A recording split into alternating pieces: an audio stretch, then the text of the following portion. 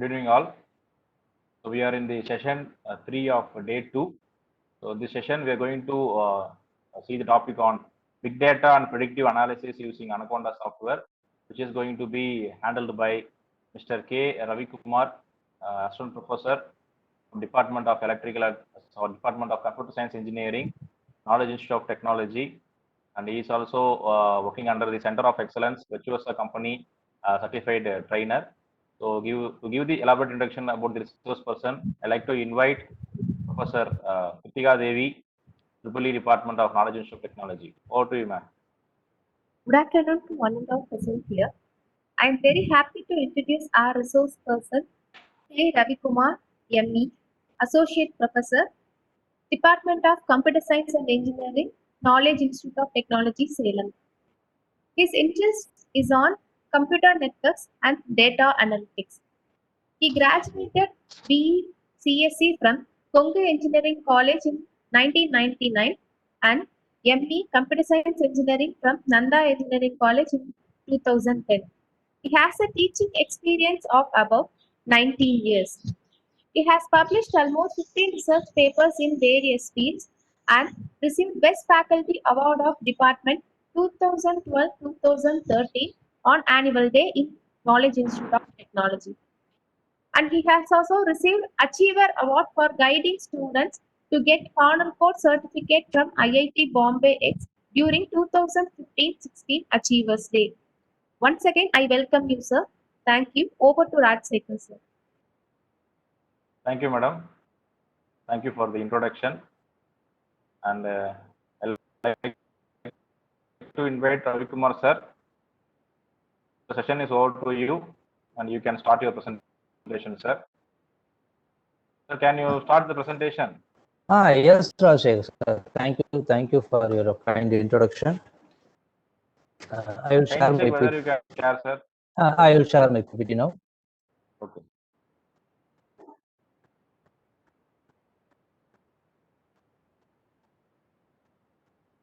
Is it visible, sir? Okay, thank you, sir. Good afternoon, one and all present over here. So it's my immense pleasure in taking the topic in this STTP. So our topic is big data and predictive analytics. So before we move to the slides, why we are clubbing this big data and analytics altogether? Because if you want to predict or if you want to analytics the things, definitely we are in need of a large volume of data. With a very small volume of data, we cannot do any analytics or analysis, etc. So that's why always big data is clubbed with data analytics part. So first one is, what is big data? Actually, big data, from the definition, big data is the term for a collection of data sets so large and complex that it becomes difficult to process using on-hand database management tools or traditional data processing application. Which means that, for example, in very simple manner, if I want to define big data, the data which cannot be processed in our normal system, we can say the data we call it as a big data.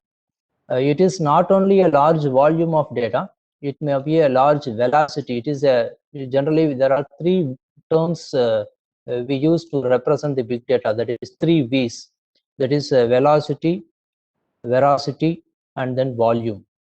So that velocity means that is speed of data. Normally nowadays we are using a data that is online data everywhere. So that is, it represents a velocity. And variety of data.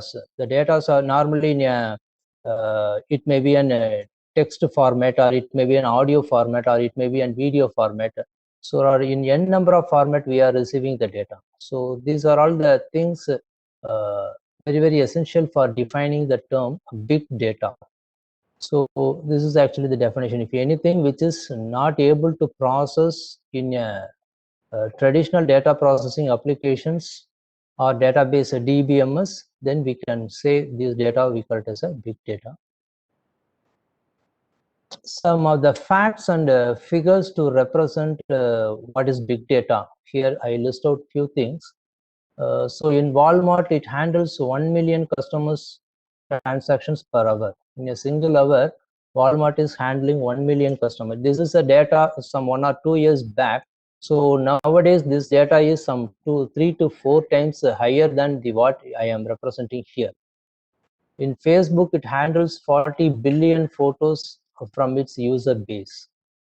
And also, it inserts 500 terabytes of new data every day. This is actually some data of 2018, 2019. Nowadays, as per the yesterday data, what I search in the Google, it is nearly 6 times than this. That is 4 petabyte of data is inserted every day. It is the information what I got some 2 days back. And Facebook stores, access and analyze 30 plus petabytes of user generated data. And a flight generates 240 terabytes of flight data in 6 to 8 hours of flight.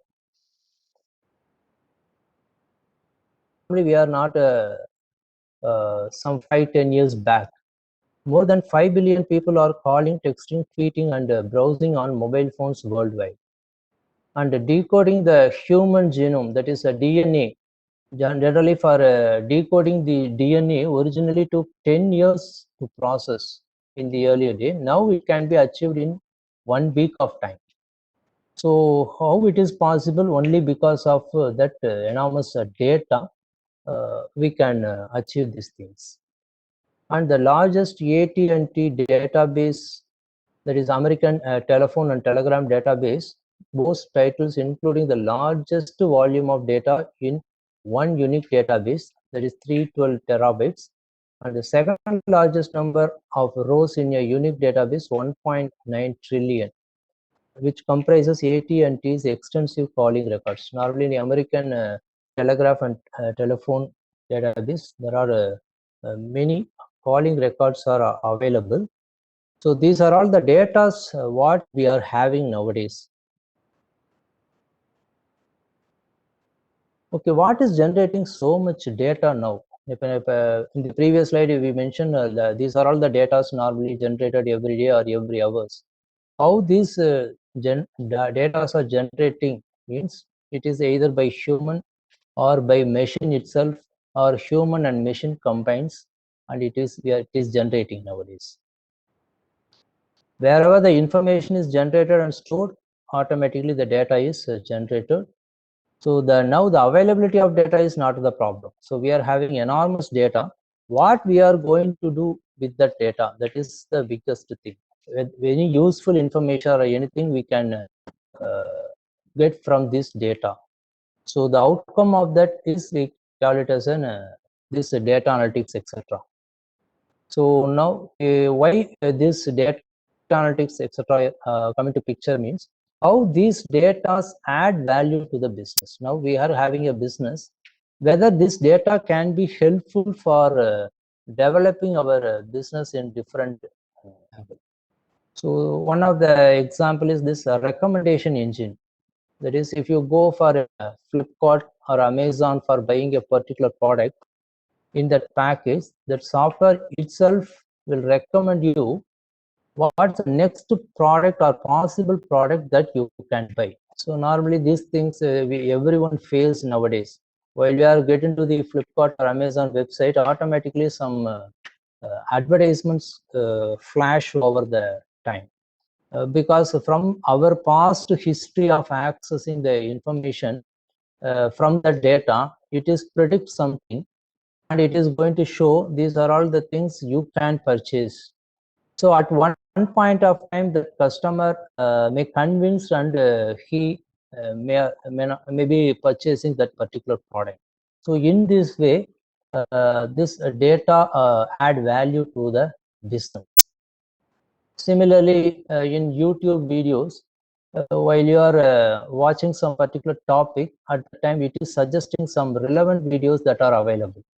So all of a sudden, we may have some curiosity to go and listen that video, and we can get some other information related to what the topic we chosen. Similarly, the whole concept of Google car, that is, the Google is introducing one concept of Google car. It is running only with the help of data. All the data it is gathered from. It is a good example for IoT. All the data are received and it is processing. So, in which without a driver, the car can travel from one place to another place only with the help of that is a very vital role in nowadays business. Next, why data is important? These are some of the observations why the data is so important. It is just helps in making better decisions. While you are doing some business, for taking a better decision, the data is very much helpful, because without any data we cannot take any better decisions. We can take some decision, but for betterment of the decision we are using the data. Solve problem by finding the reason for underperformance. In some scenario, we may find some underperformance in our work. So we can find the reason why that underperformance actually happens. For example, in a company, suppose some issues happen. Suppose the product it is not delivered in time. So with the support of the available data, we can find the reason. So if you once find the reason, in future we can rectify and we can proceed further.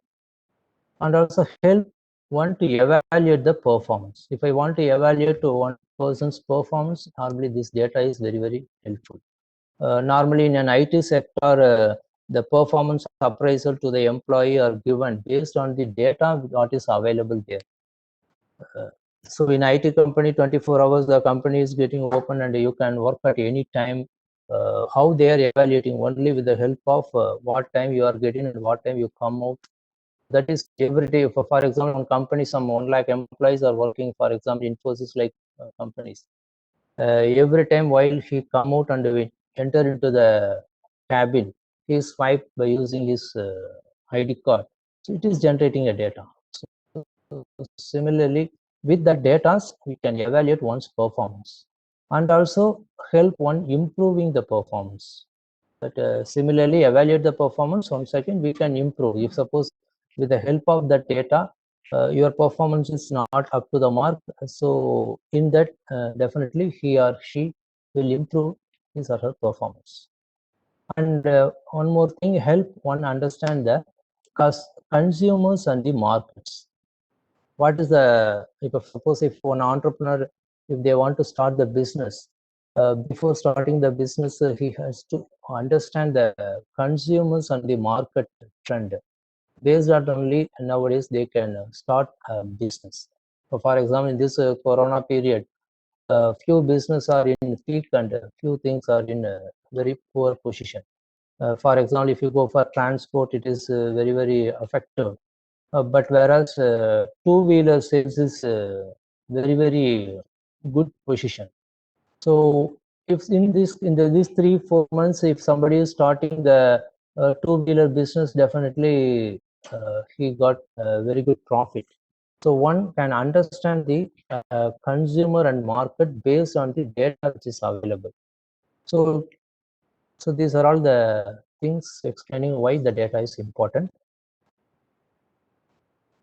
So what is data analytics actually? So far we discussed about what is big data, what is data, what is the importance, etc. Now we get into the actual topic of data analytics. Data analytics is the scientific process of transforming data into insights for making better decisions. That is data analytics, what it means, we are having enormous data, we are applying some scientific process and transforming that data into insights for making better decisions. That is, without analytics, we cannot make the better decision. That is the ultimate. So if you go for better decision, if I want better decision, definitely we are in need of analytics in one or another way. Data analytics is the use of data information technology, statistical analysis, quantitative method, and a mathematical or computer-based model to help managers gain improved insight about their business operation and make better fact-based decisions. It is helping the managers to improve their business. Data analytics is widely used for improving our business. It is using some information technology, the statistical analysis is very, very important. Normally in max, we studied that statistical part, that is mean, median, mode, etc. These are all very, very essential for data analytics, because we are having the data by using some statistical model. We can convert this data into some good insights for the business. Next, why analytics is important. Before that, we discussed why data is important. Now the why that analytics is important. These are all the few areas where this analytics is so important nowadays. I just complete this slide with some theoretical content, and finally I go with one demo of use case. At that time you can a little bit good knowledge about these things, because initially I just give what is analytics etc. in the theoretical way. The opportunity abounds for the use of analytics and big data, such as what are the areas in which the analytics is unimaginable. For determining the credit risk. In credit risk means normally in the bank transaction etc. The fraud deduction at the time, the credit risk, determining whether this investment is useful and whether we can get some profit at the end etc. This analytics plays a vital role. If I want to invest a big amount of money for a particular business, before we get into the business, we have to determine the credit risk. Otherwise, we may lose lot of money. And then for developing new medicines, this is in healthcare, this analytics plays a very, very important role nowadays, because nowadays Ravi, sir? Yes, sir. Sir, wait, sir, your presentation is not visible, sir. Not visible. Oh, yes, sir, yes, sir. In the slide visible agaliya? ஆமாங்க sir, cut ஆயிடுச்சுன்னு நினைக்கிறேன். Wait, one minute, sir. Sir, whether you are in the lobby, sir, whether you are inside the presentation, sir? Hi.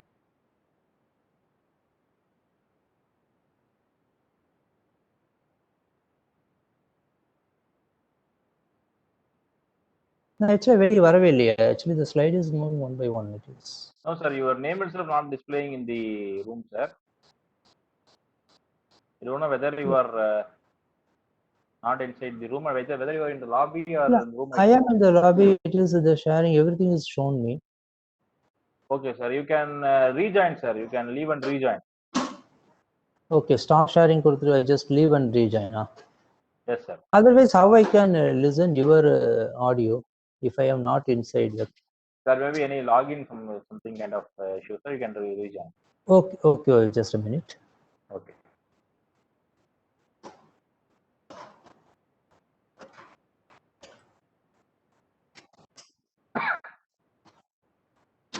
Dear participants, feedback will be shared at the end of the session in our WebEx chat room. You can fill the feedback for today's session.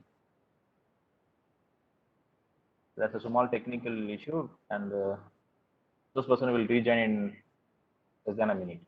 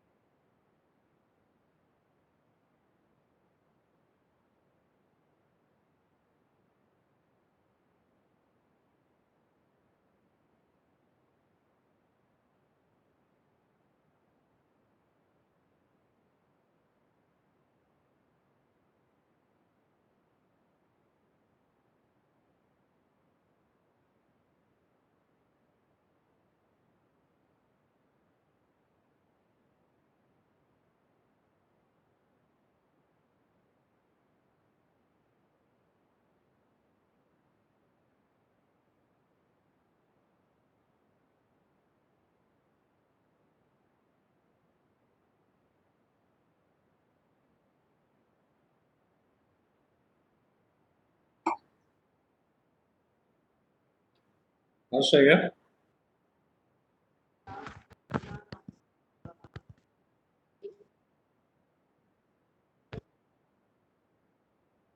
Rajshekar. Yes sir.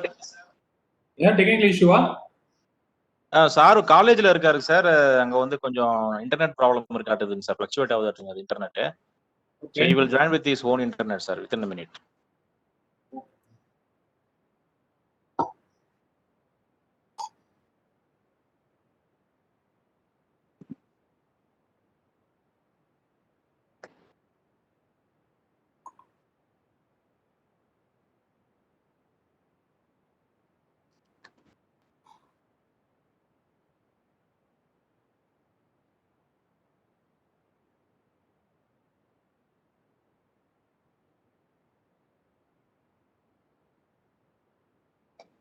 Sir, Sarah's joined, sir. Okay, Rajshekar. Proceed. Sir, you have been given the presenter privilege, sir. You can share now. Whether it is audible? Yes, sir. You're audible, sir. You can share now. Okay, just a minute.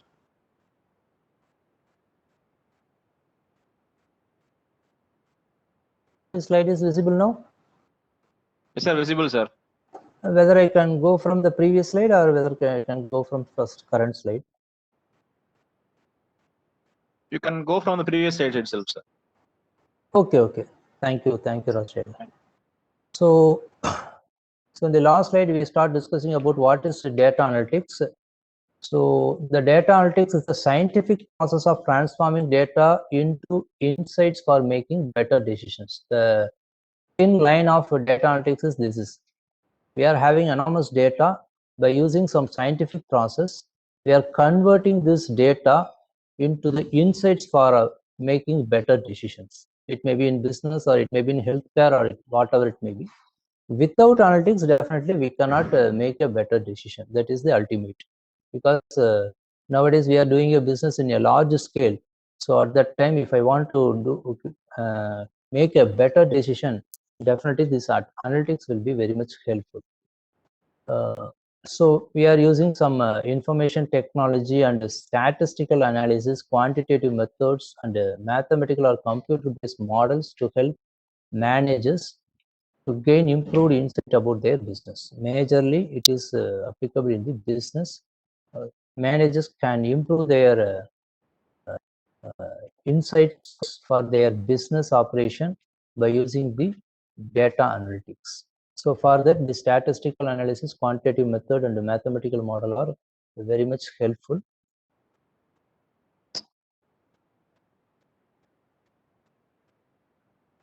So why analytics is important? These are all the areas where the analytics plays a vital role.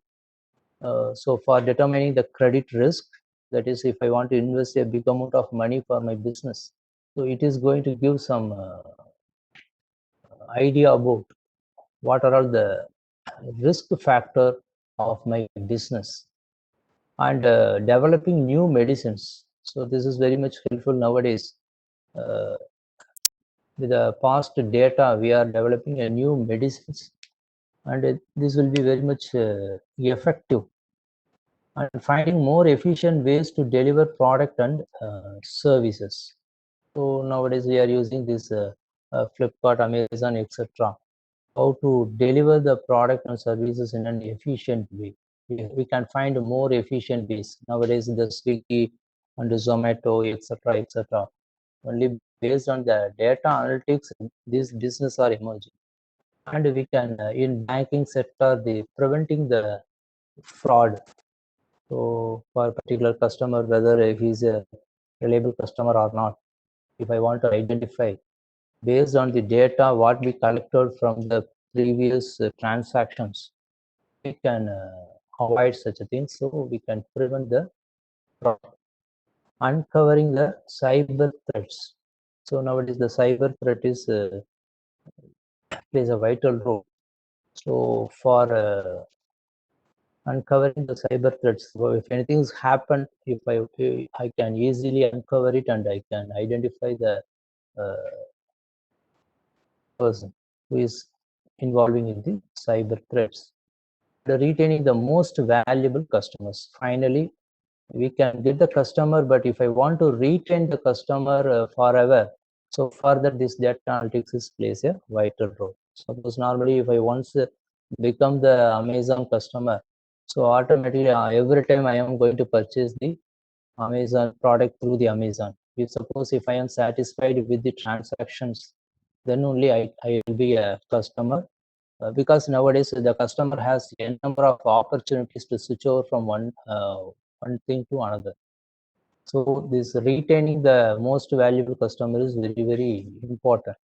So these are all the areas why the analytics is very, very important. So here there are two terms are there. One is analytics, another one is analysis. Data analytics is different, data analysis is different. So this slide is giving a very clear picture about what is the difference between data analytics and data analysis. So data analysis, it is something about what has happened in the past. So we have enormous data, and with that data, what we are going to do, what was happened, what was actually happened, the things we can get it from data analysis. It is just like a kind of post-mortem analysis.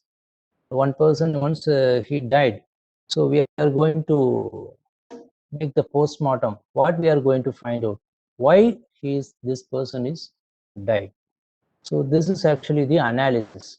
So it is going to give the past thing, what happened. But what is data analytics is studying about what will happen in future.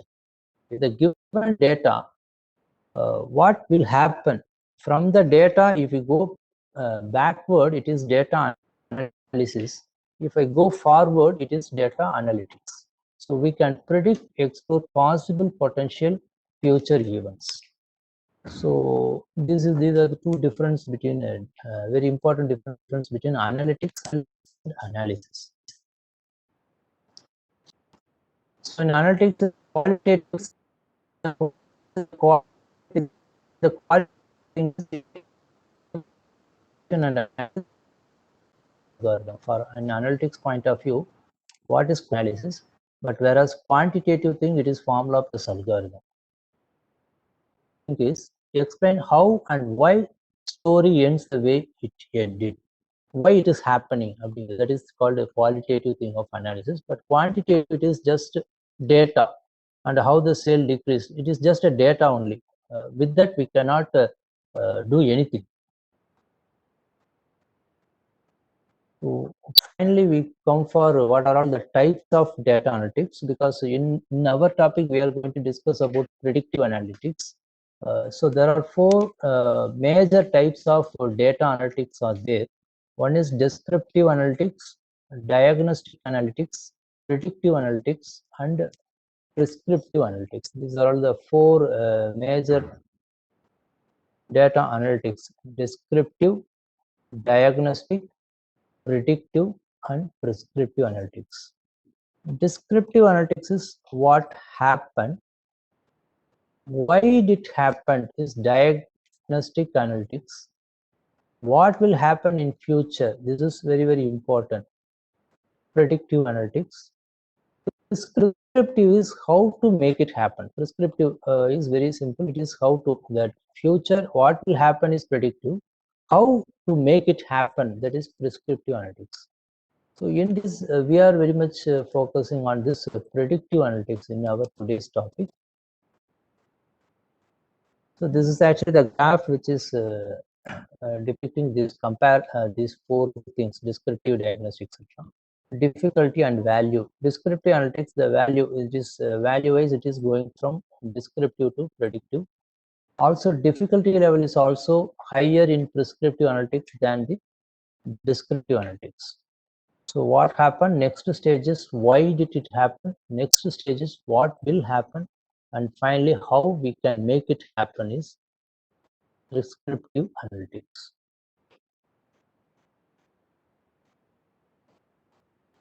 So what is predictive? So we come to the actual topic of today, that is what is predictive analytics. So analyzing past data patterns and the trends can accurately inform a business about what could happen in the future. So this is so far we are discussing. Predictive analytics is analyzing the past data pattern. From the given data, we just analyze the data pattern first, and then we can come to some conclusion that what it is going to happen in future. So from this diagram, you can clearly understand that is we are having a historical data and we are having a predictive algorithm. We have a number of algorithms are there. We are passing this historical data into predictive algorithm. Finally, we are going to develop the model.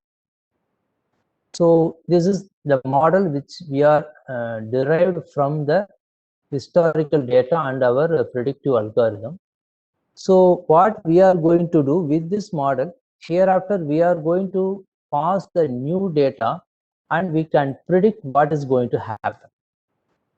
So because this is this model is nothing but we are already having a lot of historical data, n number of historical data are there. Predictive algorithm, this model is giving the accuracy. Yes, this data leads to this. So we can get this information from this model. This model is very, very important. Future, what we are going to, the similar kind of data is going to be given input to the model, and finally we can predict what it may happen in future. So this is what we are going to do in the demonstration. In the we can identify this, understand this part very, very easily. So some real-time examples, that is a Commonwealth Bank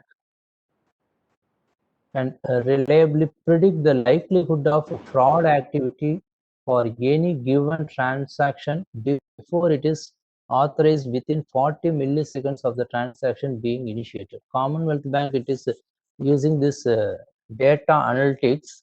It can reliably predict the likelihood of fraud in 40 milliseconds. The transaction, whether it leads to some fraud activity or not, within 40 milliseconds, they can identify. Similarly, in share markets, rise and fall prediction. These are all happen only because of the past data. We are designing a model.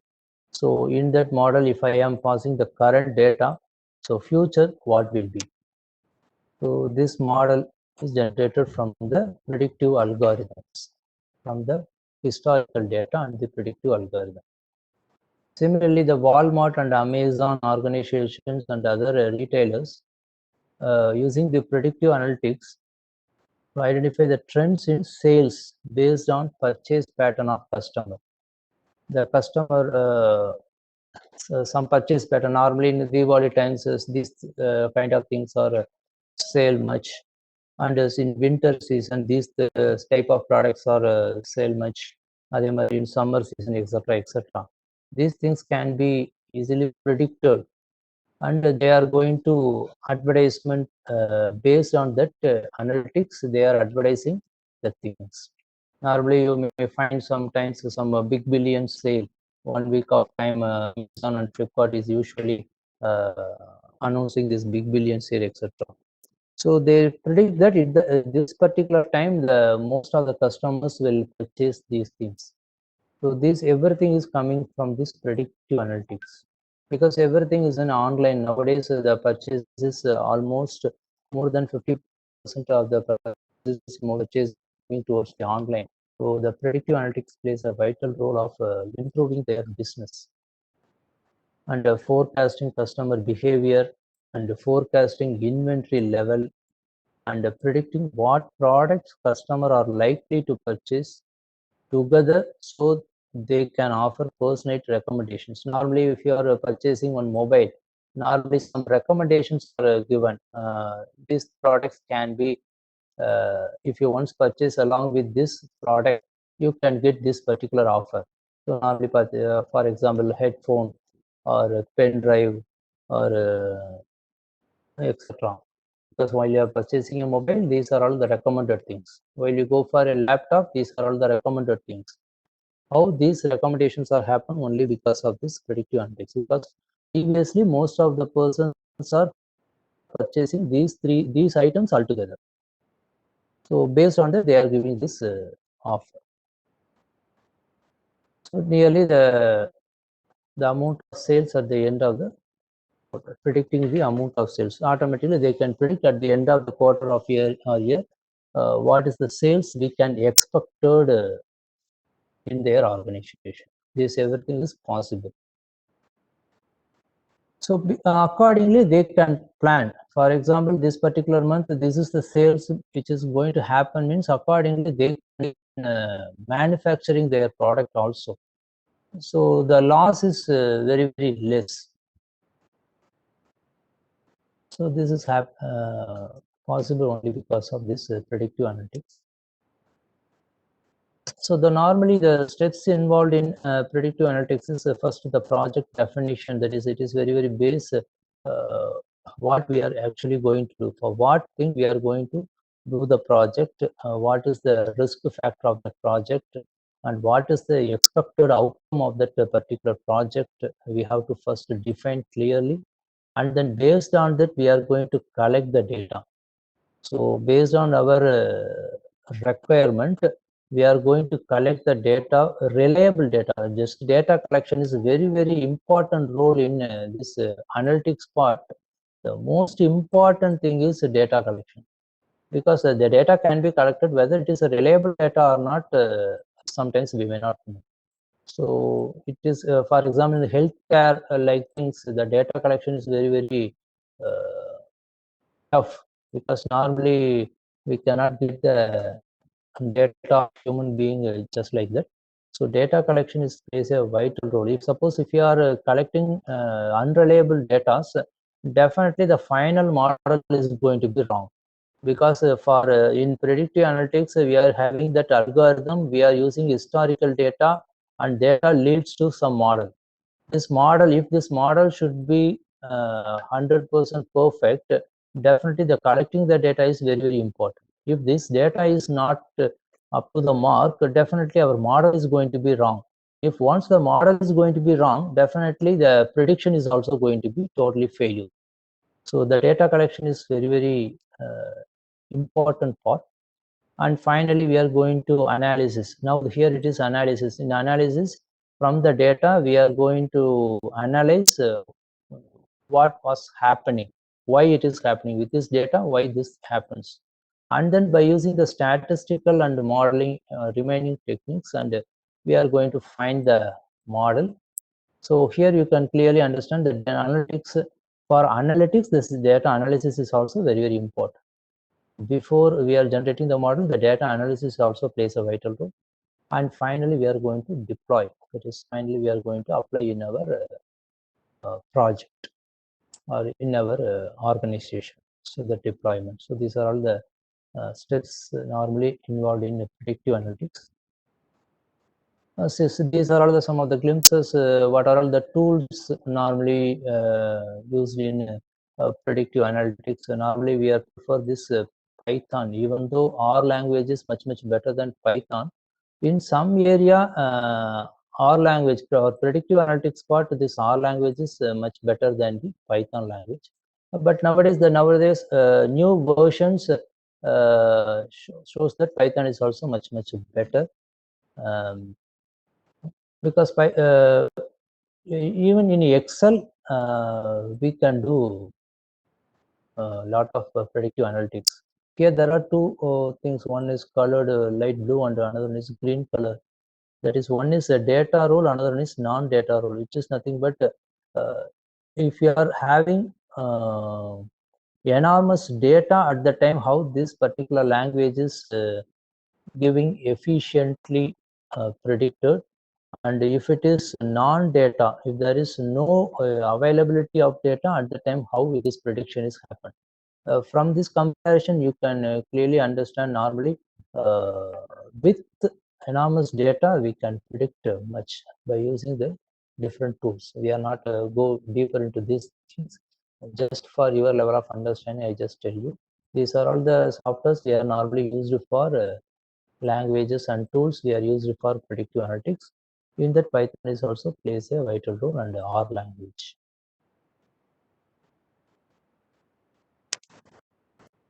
So, and predictive, what is the role of predictive analytics for e-commerce? In e-commerce, it is increasing customer base, attract more users, convert visitors into customers. Normally, we are usually visiting the websites often. So how we can make this visitor into customer? Because normally in a shopping mall, many visitors are often enter into the shopping mall and come out. Only few are purchasing the product. And what we can make the visitors into customers. So it is a very, very challenging task. So for that, this predictive analytics is helpful.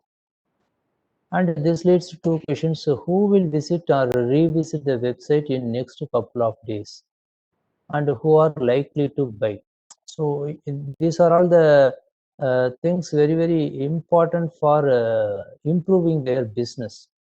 If suppose if I once predicted this person is going to revisit my website in next couple of days by some data, so definitely I can give some offer based on his request, and we make them buy the particular product. So for that, this predictive analytics is helpful. So what are all the parameters used is visit count. That is how many times we are visiting that particular website, and how average time spent on website. In particular website, what is the average time I spent on that, and days since last, whether regularly I am visiting the website or very rarely I am visiting the website, etc. And page views. What are all the pages in that website? What are all the pages I am likely view? So these are all some of the factors very much helpful for analytics the particular consumer. These are all some of the important factors, how they are predicting. So this is Google Analytics. These are all the data which are given by Google Analytics. Google Analytics is nowadays it is a thing which is given tool which is giving these things: visitor ID, visitor type, visitor count, landing page, exit page, average time spent on website. So with these data, we can design a model and predict whether this customer will purchase the product or not, and what type of products he is very much interested. So this is finally it is a benefit of predictive analytics.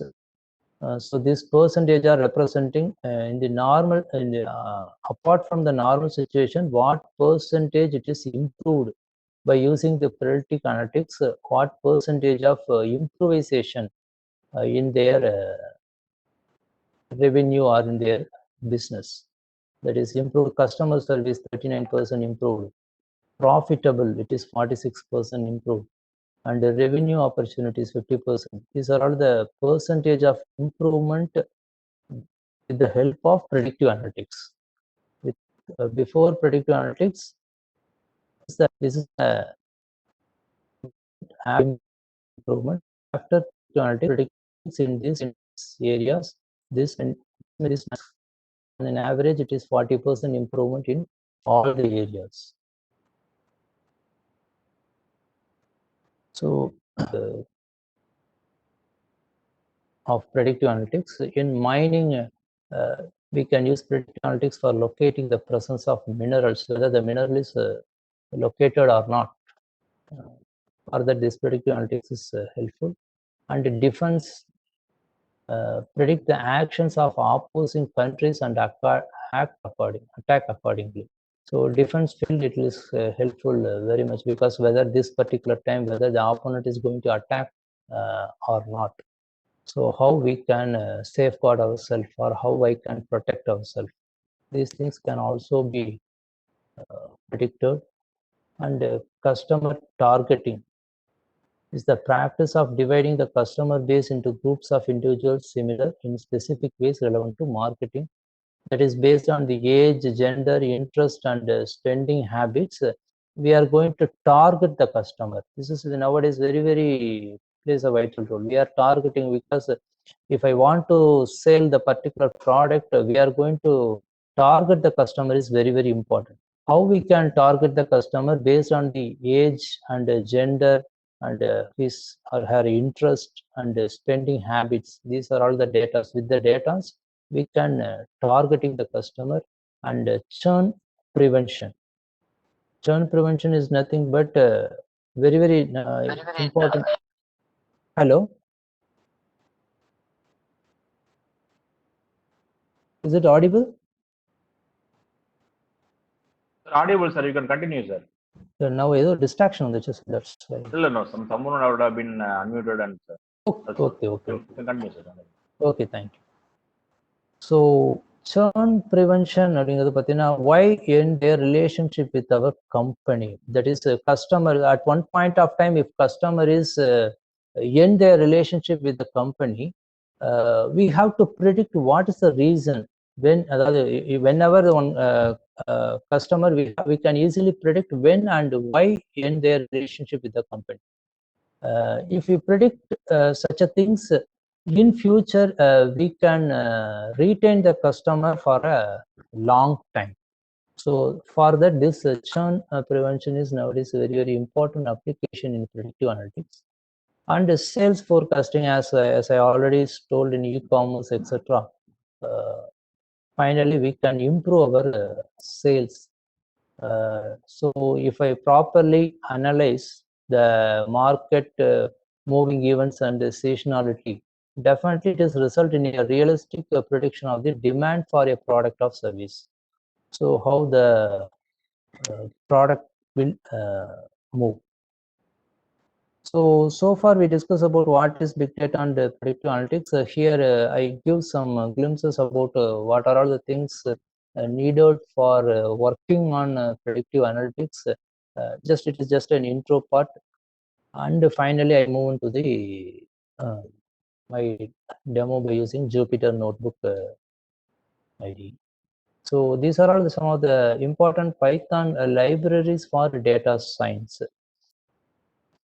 That is NumPy, SciPy, Pandas, scikit-learn, and for visualization we are using Matplotlib and Seaborn. These are all some of the most popularly used libraries. Why? Because this Python is plays a vital role in data analytics and data science. Because of these are all the packages or already libraries are available in Python, and we can use of that. So I just into what is NumPy, etc. That is NumPy. It is deal with some linear algebra like things. That is for a multi-dimensional array or matrix format. If I want to perform some advanced mathematical or statistical operations on these objects, this NumPy is having an enormous library functions are there. By using that functions, we can get into the data and we can get a very good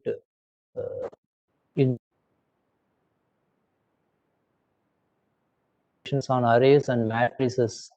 Usually it is majorly for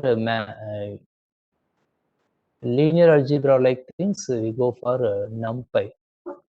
So many other Python libraries built in NumPy consist of many Python libraries are there. So this is the link we can go through and we can get more insights about NumPy. That is numpy.org. Similarly, SciPy is there. It is for a collection of algorithms for linear algebra, differential equations, numerical integration, optimization, and statistics. If you want to be a good data scientist or data analytics, definitely you should have some mathematical background. You should have enough knowledge in mathematical background, like differential equation and statistics, etc. For such libraries, we are using this SciPy, that is scientific Python, you can say. So part of SciPy stack, it is built on NumPy. Means NumPy is going to act as the base. On top of NumPy, this SciPy is going to be working. So for exploring this SciPy, we can use this link scipy.org/scipylib.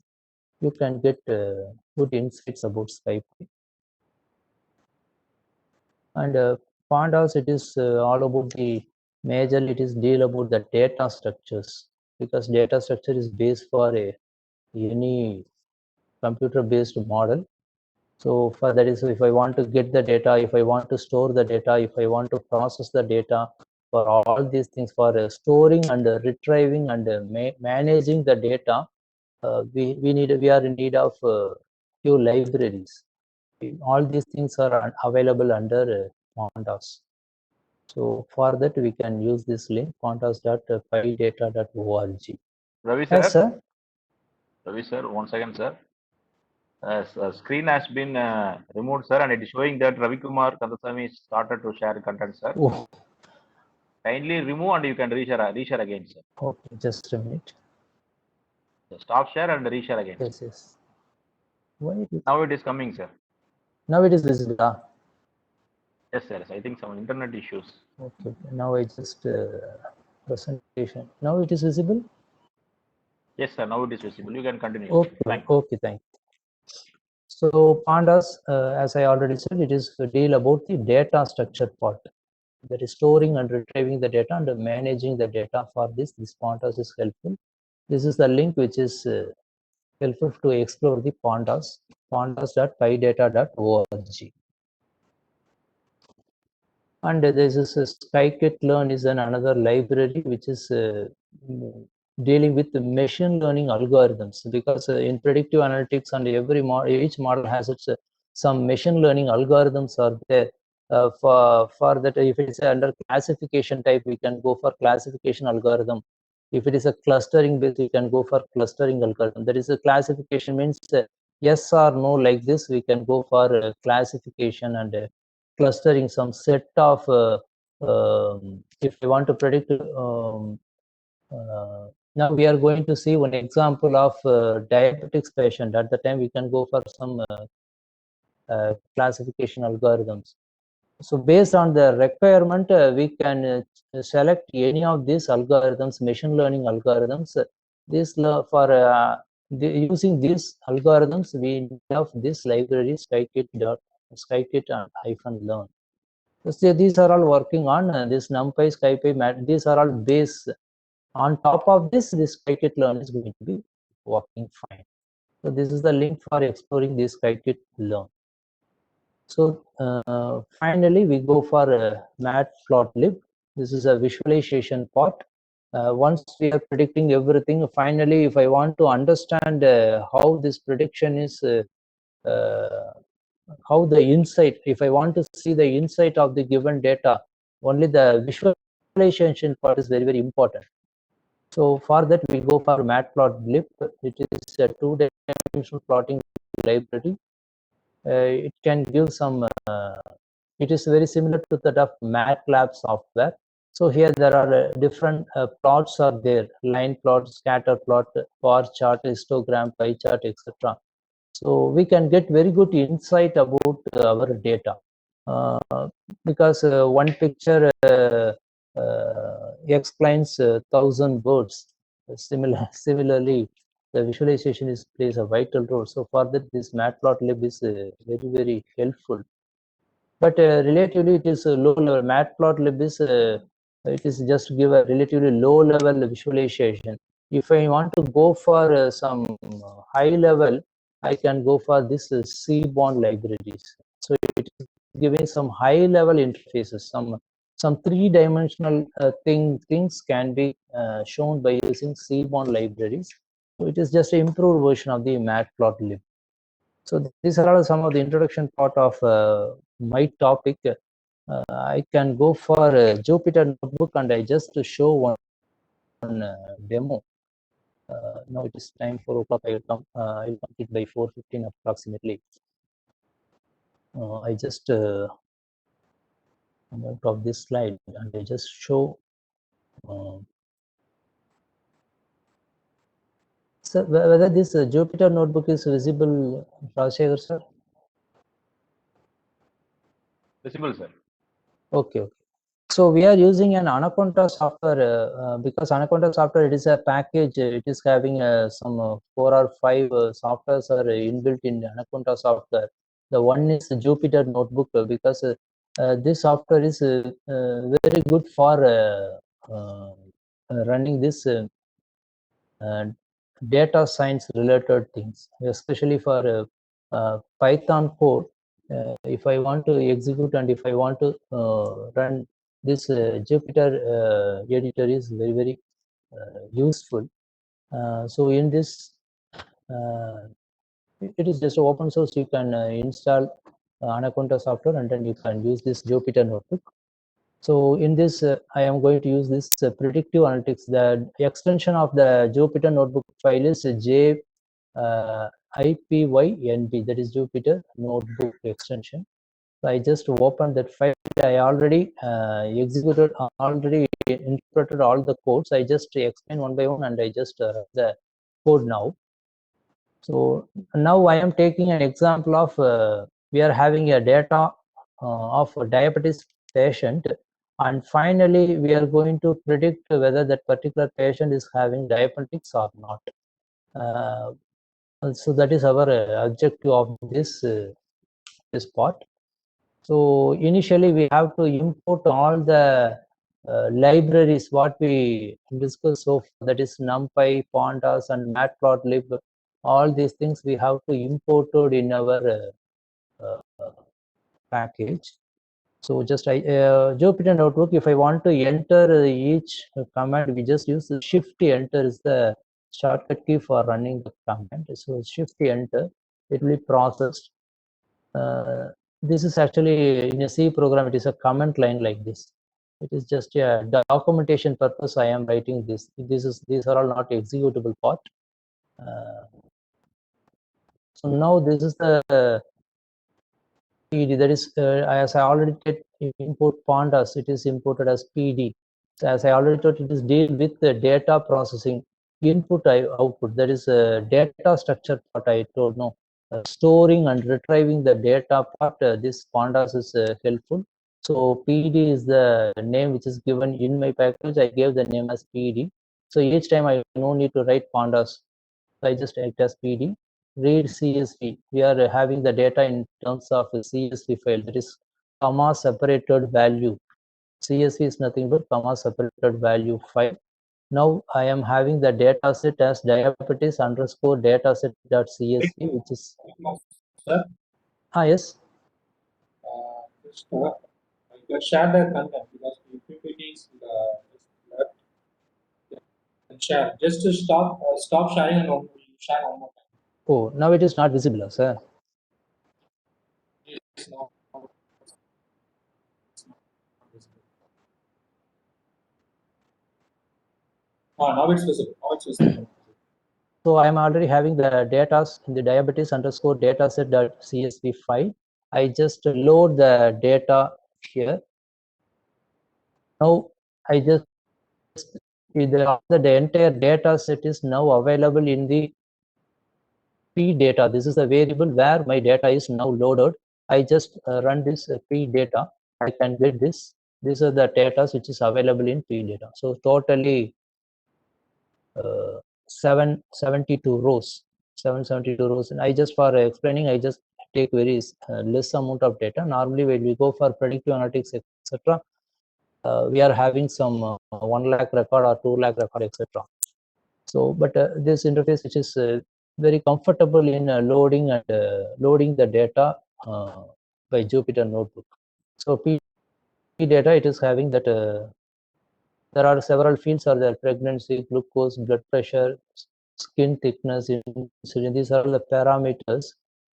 The values are available. And finally, there is a last field called outcome. This outcome is either 0 or 1.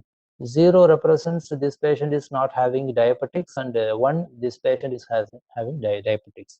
So this is our historical data. So we are having 772 patients data or data. From this data, what we are going to do by using the predictive analytics algorithm, from this historical data, we are going to derive the model. Finally, in that model, the new data is going to be feed, and the output is, if it is 1, yes, diabetics is there. 0 means there is no diabetics, like this. So our objective is very, very simple. So we are having historical data, that is this is 772 rows of data are there with 9 columns, 8 columns. 9th column is the outcome. If suppose this patient is pregnancy, and this we don't want to get into more into these details. His glucose level 148, blood pressure 72, skin thickness is 35, insulin is 0, BMI is 33.6, like this. So definitely this patient is having diabetics. In case this is the data, his outcome is 0. Like this data is we are getting. I already told that this data should be very, very reliable. If suppose this data is not, we are not getting the data from unreliable resource, with that I cannot predict correctly, we cannot predict the model. So that's why this data is playing a vital role, where we are getting the data, whether it is reliable or not. While we go for healthcare, we should be very, very careful, because it is lead to lot of disasters. So we are having the data. Now initially these are all some of the functions we can use and run the things. That is pdata.shape means totally 772 rows and 9 columns are there. If suppose it is 772, it is loaded easily. In case if it is some 1 lakh record or 2 lakh records at the time, if I want to run this p data itself, if I want to print the values of p data, it takes much time. So what we are normally going to do to understand how the data is looking like, what are the rows and what are the columns, we are using this head and tail functions. Head function is the first top 5 records will be displayed. Tail function is the last 10 record will be displayed. So here the first 5 records are this, and the remaining last 5 records. So from this we can get some clarity over what are all the fields are available in the loaded data, and how it is working. Just we can get some clarity about the data. And next is after the data is loaded into the system, the next process is pre-processing the data is very, very important. Pre-processing means if suppose the data may consist of some null values or some unwanted values may be available in the given data. So at the time we have to properly, it should be removed from the given data, or it should be corrected. Then only I can go for a predictive model. So for that, these are all some of the functions we are used for. Is there any null values available? For example, if a particular column, many of the rows are null, so definitely we cannot predict the correct answer. So we have to deal with the null values is very, very important.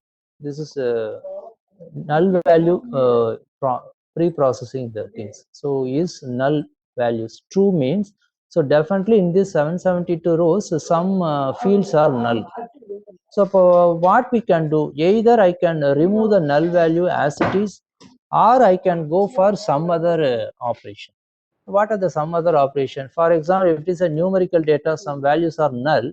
What we can do, if it is a less number of, suppose in 772 records only 5 or 6 records are having null values, at the time I can remove.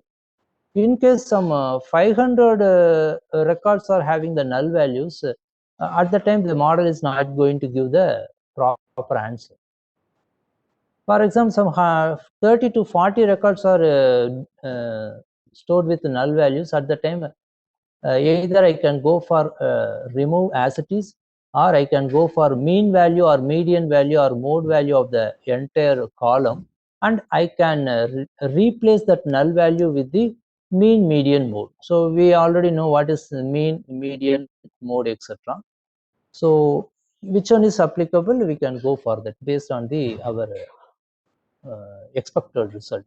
Now what I am here do is, null value we are identified. I just print the particular record consisting of the null value. This NaN is actually we call it as a null value.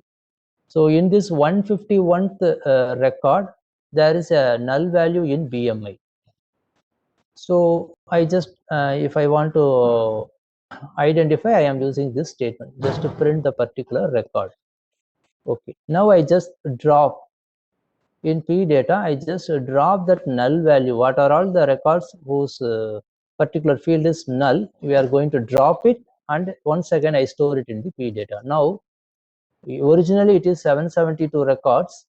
772 records. Now, after removing this one record, now if I execute the statement shape, I can get 771 records. Now that one record is removed. So this we have to recheck whether it is removed or not. For that, we have to once again I check the statement shape.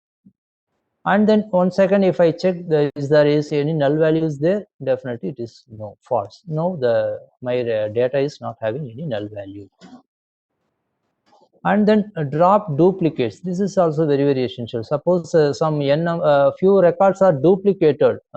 Normally, these data are entered by human beings. For example, these data, historical data, on the day there is no machine to generate the data. Manually, we are entering this data. For example, in a hospital, manually a particular person is entering all this data. Sometimes by mistake, the same record is repeated some 3 or 4 times. At the time, we no need of that duplicate records for predicting. Suppose because it is while you are loading the data, it is take much time to load, because the duplicated data is not going to give any insights, any new insight for me. So at that time, I can go for some drop duplicates. If there is any duplicated values there, I just drop it. Now in 771 records, I just after drop the duplicates, I just shape once again, I execute the statement shape, I can get 769. So initially 772, after removing null, it is 771. After removing the duplicate, it is 769. Now only 769 data are there. Now this is the actual data with which we are going to create the mathematical model, that is a predictive model we are going to generate. So for getting more insights, we are using this histogram like visualization tools, because with this data I cannot get any clarity.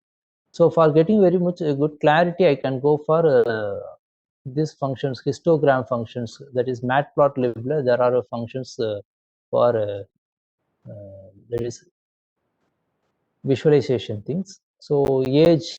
So what we can understand from this in the given 762 data, for example, if you take this age, most of the patients are in the age of some 20 to 25. Maximum it is 20 to 25, or an age of 20 to 25. And 30 it is medium level, and 40 and 50 age and 60 age. So there is no person greater than age some 80 or 90s. So these things can be easily visualized with the help of these visualization tools.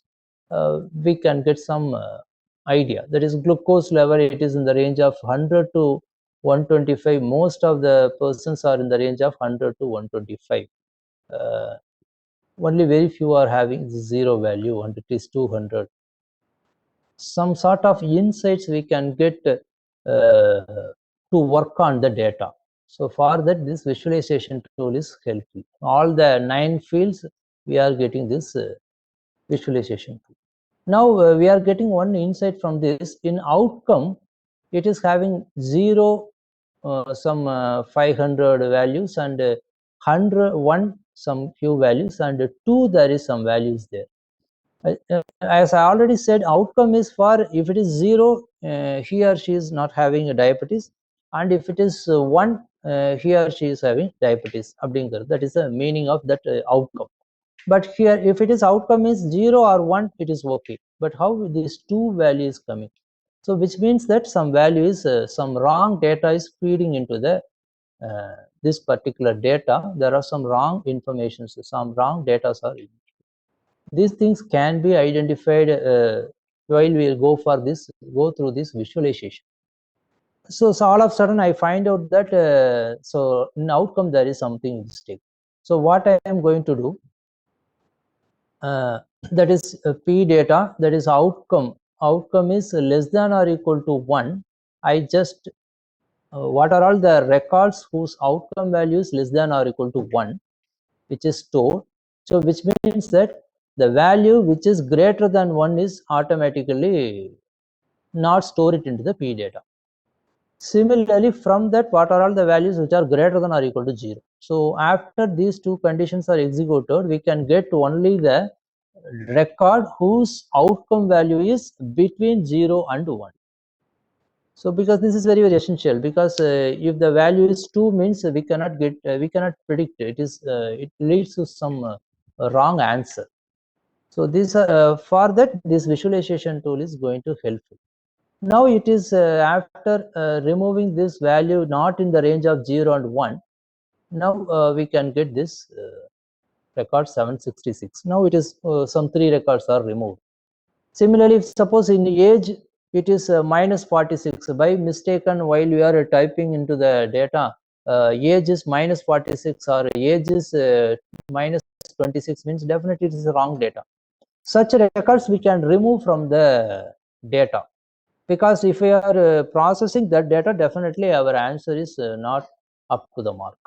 So we should be very careful in for that, the better understanding, we have to clearly understand the data. We are using this visualization. Now finally, this is my original data what we are going to process. Now if I visualize, now you just see this outcome, either 0 or 1, only these two things are there, because after removing that two values.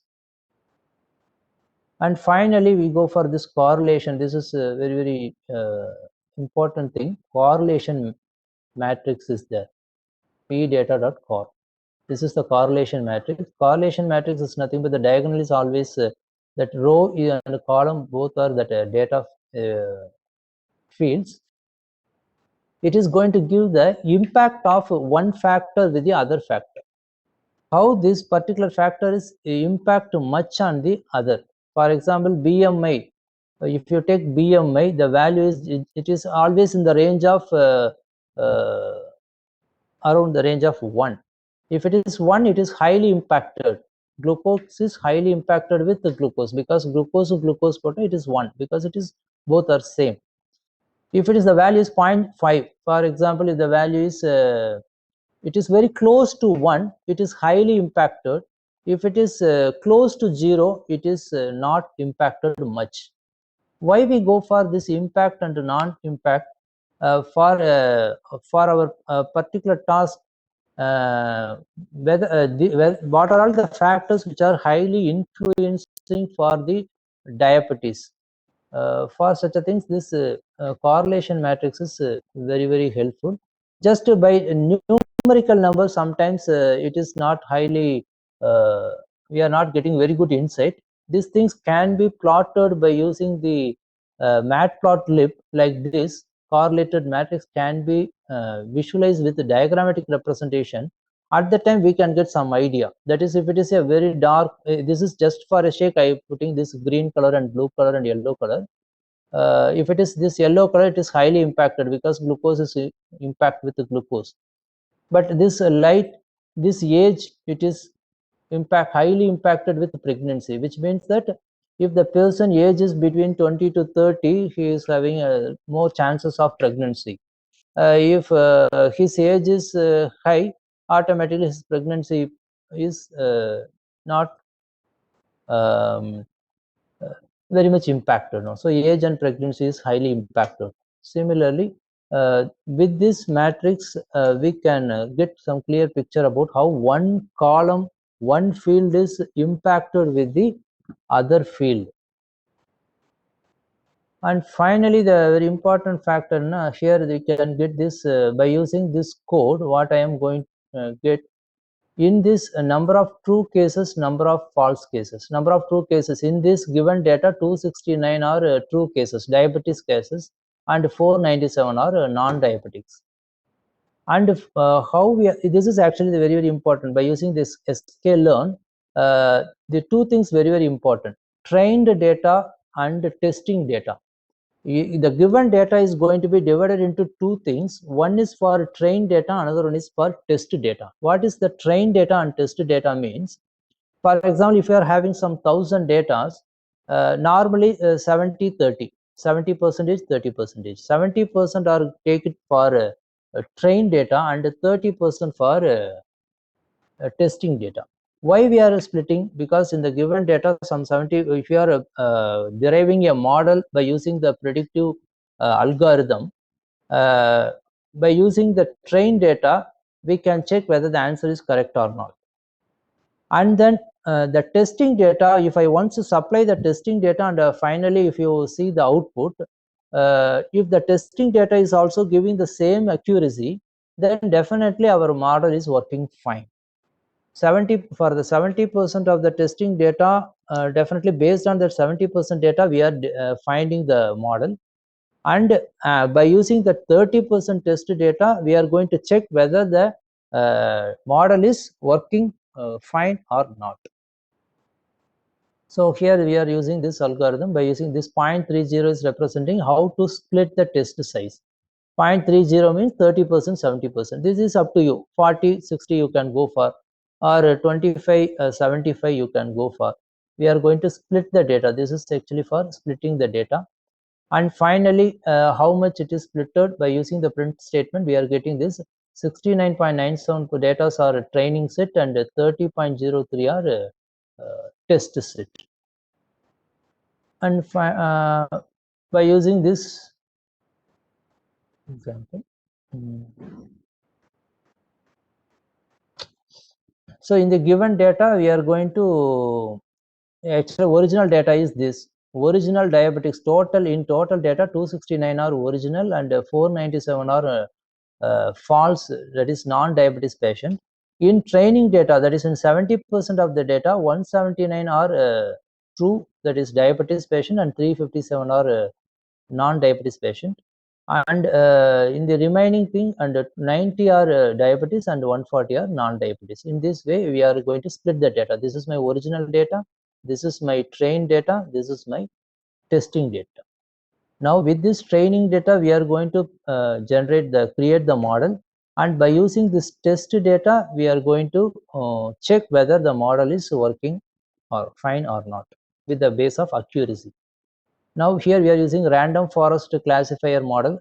So we are having a lot of models for that is machine learning algorithm. What I told in sklearn, we are using this machine learning algorithm. So random forest we are choosing because it is giving more accuracy in this such classification type of problems.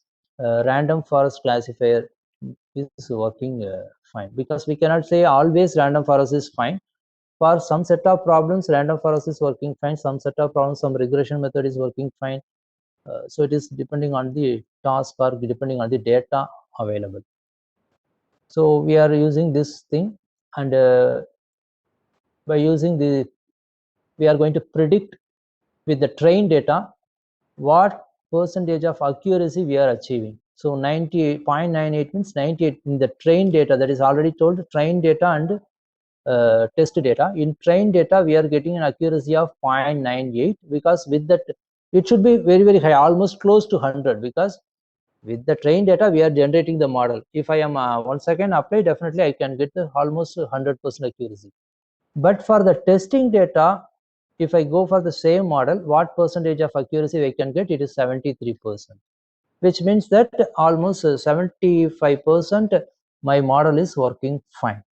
So this is what the conclusion I can get. So the base is from the given data, initially we have to pre-process the data and remove all the unwanted things, and finally with the given data we are make it into two things. One is testing data, another one is training data.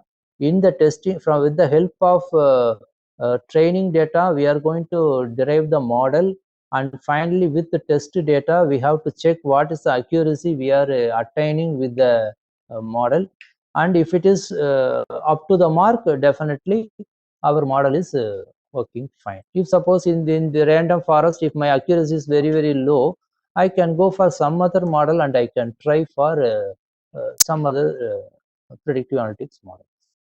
So finally, I come to conclusion that confusion matrix, this is one thing we can check whether the system is how far it is working. Confusion matrix is, this is actually we call it as confusion matrix. Actually predicted, that is actual positive, actual negative, but predicted positive, predicted negative. Here, for example, this 45 is nothing but actually positive patient, predicted is also positive. So 45 among these 769 records, 45 are actually positive and predicted is also 45. But actually negative, this is predicted positive is 45, which means that it is wrong. Some 45 predictions are wrong. Similarly, actually positive but predicted negative, it is 18. So the 45 plus 18 totally 63 things are, that is 73% only accuracy. No, 63 patients it is predicted wrong. That is diabetes patient is predicted as non-diabetics, non-diabetics patient is predicted as diabetics, like this. But this 45 and 122 are positive is predicted as positive and negative is predicted as negative. So 122 plus 45, totally 167 records are predicted correctly. So 63 are wrong and 167 data are predicted correct. So that's why 73% of accuracy we can get by this model. So in this way we can go for finding the predictive analytics model. So this is end of my session. Thank you so much. If you have any questions, you can ask me, and if I know, I can answer your question. Thank you, sir. Thank you, Ravi Kumar sir, for the wonderful session, sir. Dear Thank you. participants, if you have any doubt, you can unmute and ask, or else you can post in the chat box. We will ask we have you. Kindly post your doubts in the chat box, or else you can unmute and ask.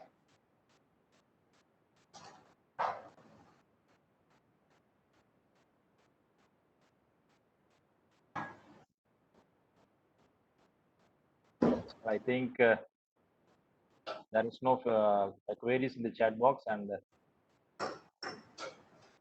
one has unmuted, sir. So over to HOD sir for few words. Yes, sure, Rajshekar. Actually, Yes, sir. Ravi Kumar sir is done a very elaborate discussion on that, especially for the data analytics as well. He focused on that predictive data analytics. Really, it is new information. I hope that because we are all, most of the participants are in a electrical triple background area. He focused on that, really on data aspects and the volume of data and velocity of the data aspects. He focused. And also, he quoted real-time experiment, real-time cases, and especially share market and common bank. In this aspects, he quoted that and how the data validation is important, and he's also pointed that analysis versus analytics. Right? Analysis is done for after what after the happen, and analytics it will predict that future what's supposed to be happen. And these aspects he explained, and also he done a he just carried out one case simulation in Anaconda software.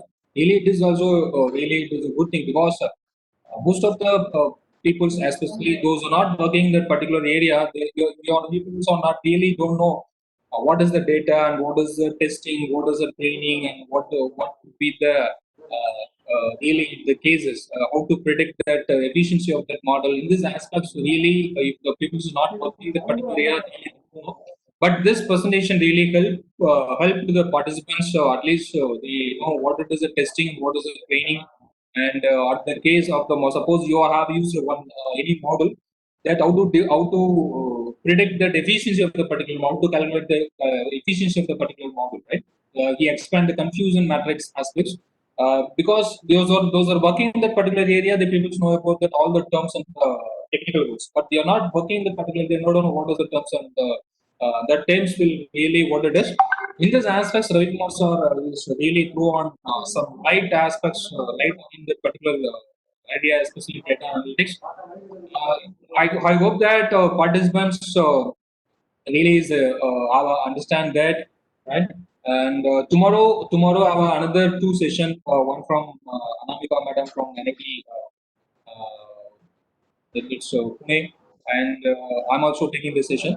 I'm going to handle the session with the continuation of the Ravikumar sir.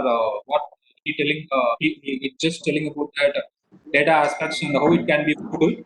In this aspects, I'm going to give that information on that how the artificial intelligence model will really work for data analytics. Right? In this aspect, I will going to give the first session. Then fault analysis in smart grid by Anamika madam will give you. After session, you people have something is different for that.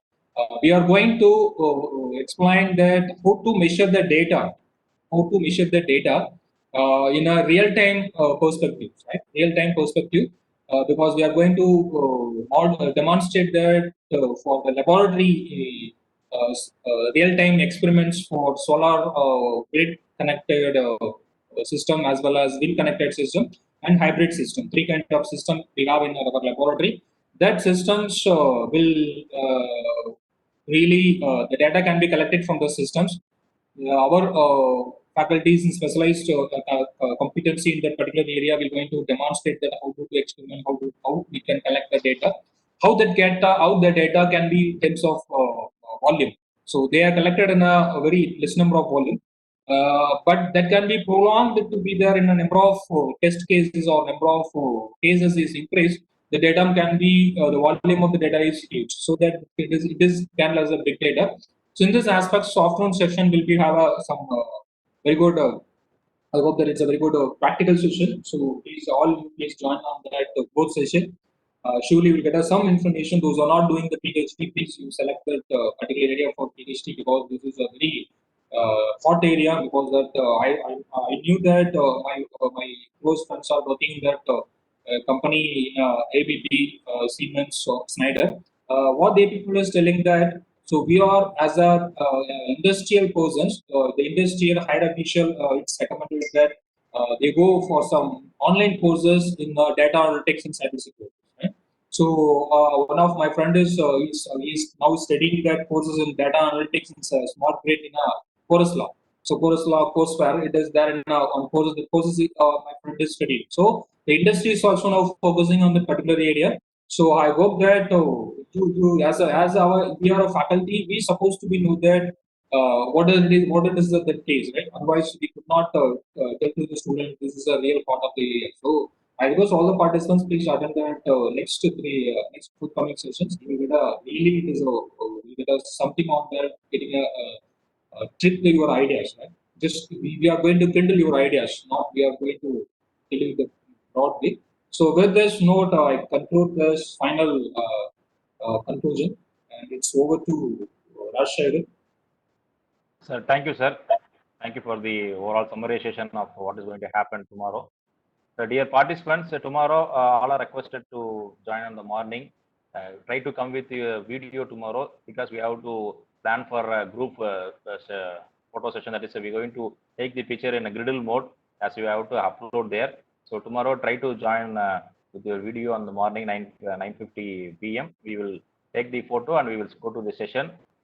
So share your feedback, the feedback form, and we will consider that and we will try to alter if any problem is there. Thank you for attending. If you have completed the feedback, you can start leaving the room. Thank you. Thank you, sir. Thank you, HOD sir and Rajshekar sir. Thank you, Ravikumar sir. Thank you, sir. Thank you.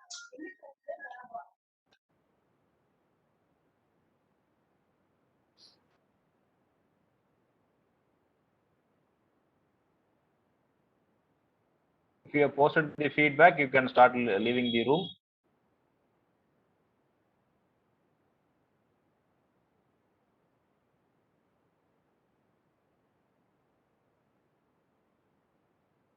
Sir, morning ஒரு photo எடுத்துறலாங்க sir. Grid photo எடுத்துறலாங்க sir. Okay. எடுத்துங்க sir. Okay, sure. You request all the participants. Just send a reminder message to all the participants.